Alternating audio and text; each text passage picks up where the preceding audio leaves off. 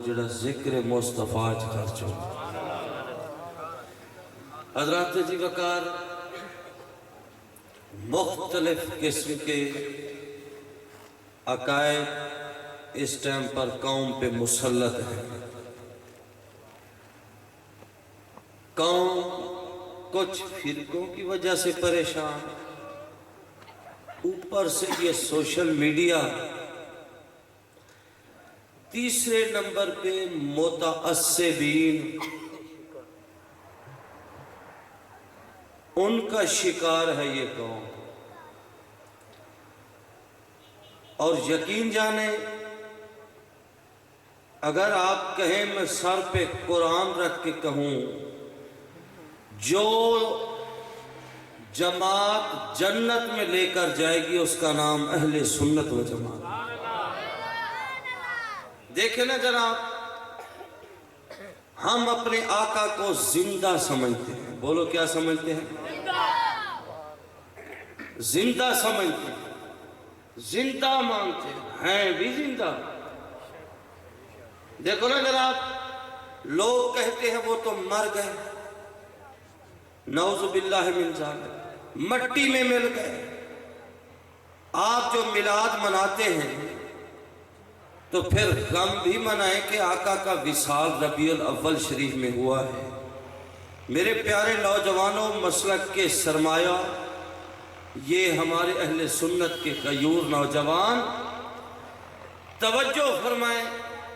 آقا پاک کا فرمان ہے ان اللہ حرم علی الارض ان تأکل اجساد الانبیاء۔ اللہ نے زمین کو یہ طاقت ہی نہیں دی نبی کو جسم تو کیا اس کے کفن کو بھی چھو سکے۔ نبی زندہ، الانبیاء احیاء، الانبیاء نبی کی جمع انبیاء، احیاء سب کے سب زندہ۔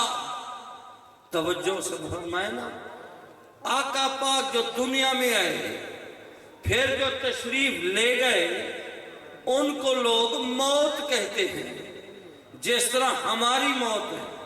مرتا تو آقا کا غلام ہی نہیں، لیکن یاد رکھو یہ عقیدہ اہل سنت جو ہے یہ نصیب والوں کے نصیب میں ہوتا ہے، اور اسے نصیب ہوتا ہے جنہیں آقا پسند فرمائیں، جنہیں آقا پاک پسند فرمائیں۔ توجہ کریں، میرے آقا کریم علیہ الصلوۃ والتسلیم اپنی زندگی کے دوران ابھی اعلان نبوت، نعرہ تکبیر، نعرہ رسالت، نعرہ حیدری۔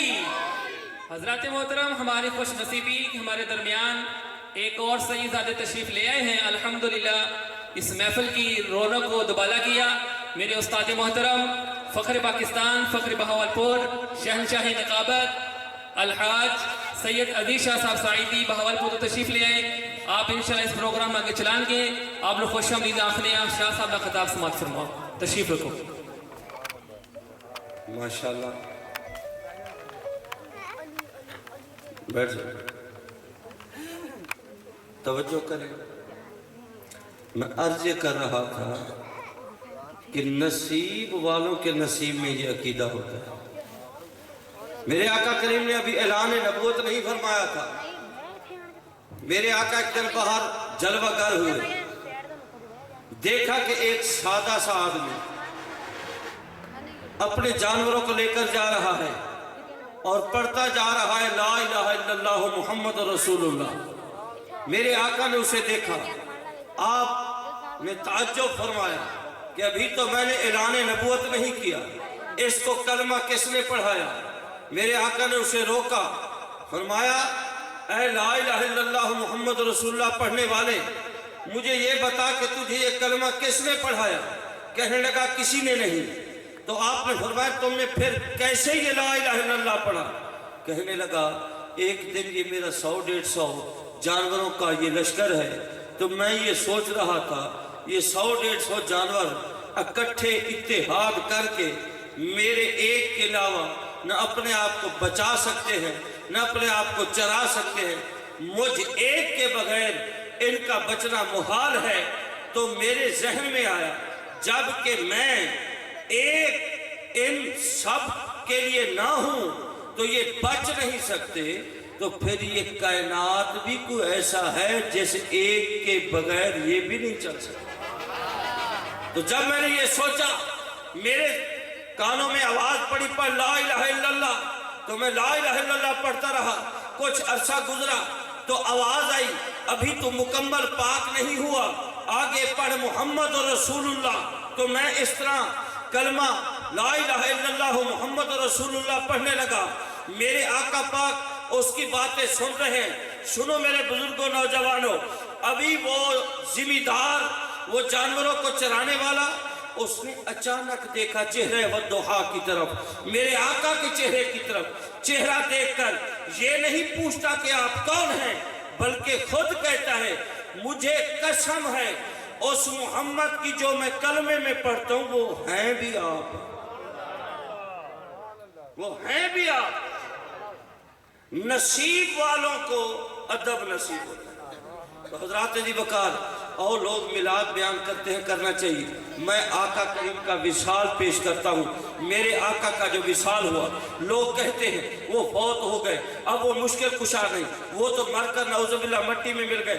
हजरात गौर फरमाएं, लोग इस हद तक बढ़ गए, कहते हैं जो उम्रा और हज करने जाए वो ये नियत ना करे कि मैं आका के रोजे पे जाऊंगा।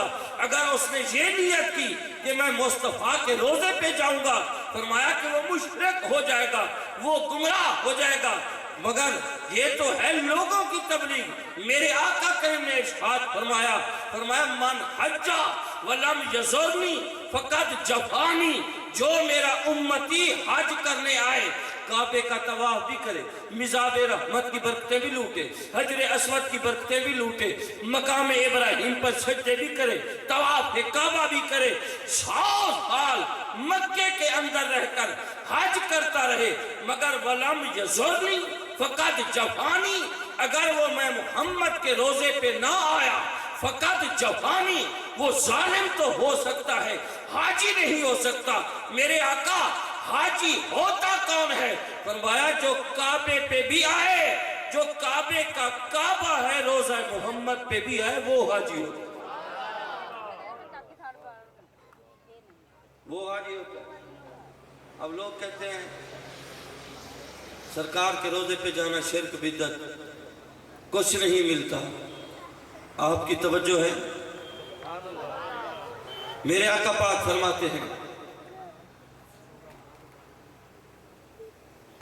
मन हज्जा फज़ारा कब्री बादा वफाती फका अन्नमा ज़ारानी फी हयाती।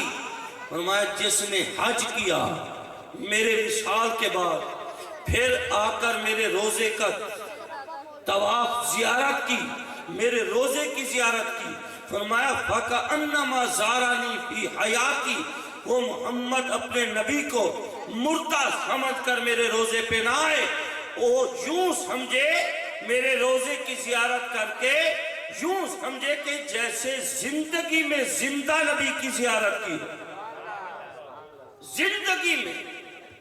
समझ आ रही है कि पंजाबी शुरू करिए? हाथ खड़ा करो जिन्होंने समझ नहीं आती भाई, शाबाश, अल्लाह दे प्यारे। यही तो साढ़े सुनिया की निशानी है। जागण दे वेले सौ जाना, सौन दे वेले जाग पैना, क्या बात। तो फिर सुनदे अद्धा निंदर आया बैठा हुआ, लफज कुछ है तो सवेरे कुछ बयान कर। आका पाक फरमाते ने जेड़ा मेरे विसाल तो बाद हज करे, मेरे रोजे ते आवे, वो मैनू मुर्दा ना समझे, उन्होंने इंज अजर है जिवें जिंदगी सिद्दीक ने जियारत की थी, इवें तू जियारत। तो हजरात अज़ीज़ वक़ार गौर फरमाएं, आका करीम अलैहिस्सलातु वस्सलाम का जब वक्त विशाल आया, अल्लाह ने फरमाया जिब्रील जी रब्बे जलील, फरमाया जन्नत का विजिट करो, जन्नत के तमाम तर खूबसूरत फरिश्ते जितने भी हैं जमा करो, जन्नत की खुशबू, जन्नती कफन, اٹھاؤ اور در مصطفیٰ پہ جاؤ، در مصطفیٰ پہ جاؤ اور میرے محبوب کے وصال کا وقت ہے۔ اے جبریل، اسرائیل باہر بیٹھ جائیں اور تم اندر جانا، میرے محبوب سے اجازت لینا، اگر میرے محبوب کی رضا ہو تو روح قبض کرنا۔ یہ ہے آقا پاک علیہ السلام کا وصال۔ کسی اور کو یہ شرف حاصل ہے؟ کسی اور کی بارگاہ میں فرشتے آ کر اجازت لیتے ہیں روح نکالنے کی؟ تو حضرات ذی وقار، میرے آقا پاک کے غلاموں، الحمدللہ یہ ایسی محفلیں سجتی ہیں، سجتی رہیں گی۔